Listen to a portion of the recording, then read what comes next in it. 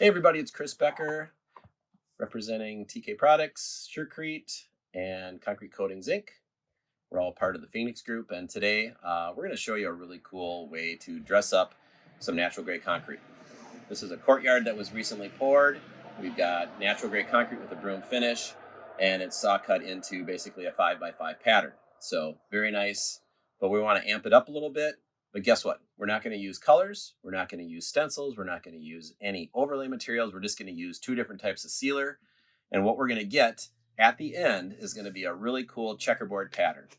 So if you're not a guy that's done decorative concrete, but you want to amp up your game a little bit with your natural grade concrete, this application is really cool. So what we're going to be using is our Bright Glaze, which is a solvent-based acrylic. It's about 27.5% solids. This stuff is awesome. It's wear resistant. It's going to darken the squares up quite a bit. So you're going to see that contrast from this. Our Bright Seal water base is going to go down, and it's basically going to do the same level of protection, but it's not going to darken those squares. So if everything goes well, we're going to have a cool checkerboard effect. So stay tuned, and we're going to show you some of the techniques and then give you a finished shot of the whole project when we're done.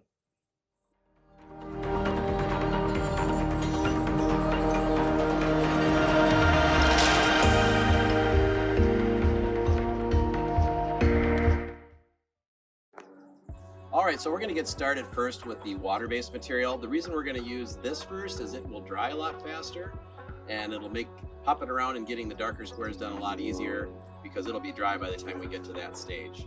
So as you can see from this patio, it is clean.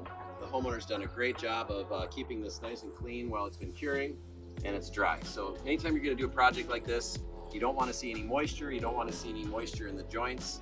Even though it rained here yesterday, it's had a full 12 to 18 hours to dry out. So the tools that you're going to need are pretty basic. We're going to use a small 6-inch roller. This is going to be used for cutting in along the edges to be real precise. So we're going to use that along the edges. We're going to use this chip brush if we have to get up against something really close. And then we're just going to use this 12-inch roller. A little bit bigger than the standard 9, right? But it's going to just help us eliminate any kind of roller marks and be kind of a nice efficient size tool to work with. And then on top of that, we're going to use a roller tray. I kind of like using these deep trays because there's less likelihood of it spilling out over the edges, and you just look cool with a bigger tray. You just want to take the time to be careful so you don't go over the edge. There's no points for going fast here, so we're going to take it nice and slow. Cut in our line, and then back roll. And I like just to kind of back roll to the point where I see that the material is on uniform and I'm not leaving any streaks. Up here we're getting into a little bit of a tight spot, so we're just going to grab our brush and just work that in.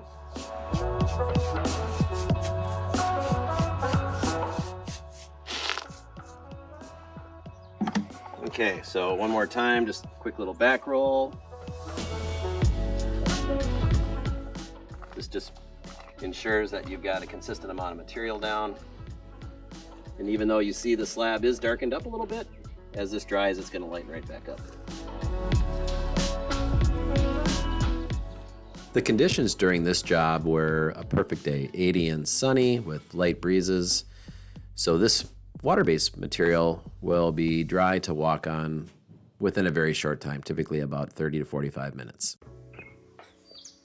Okay, so we've got our first set of squares done with the water-based Bright Seal, and you can see already it's got a cool look. We've actually got that checkerboard pattern happening already.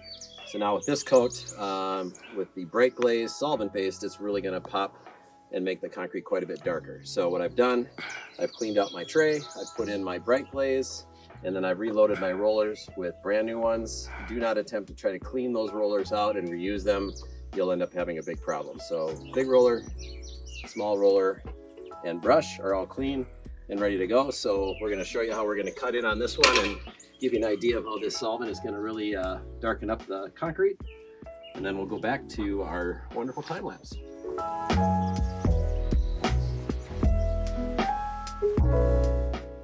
So as we begin to apply the solvent-based material, you can see the colors actually look fairly close, and you're wondering, how is this going to work, right?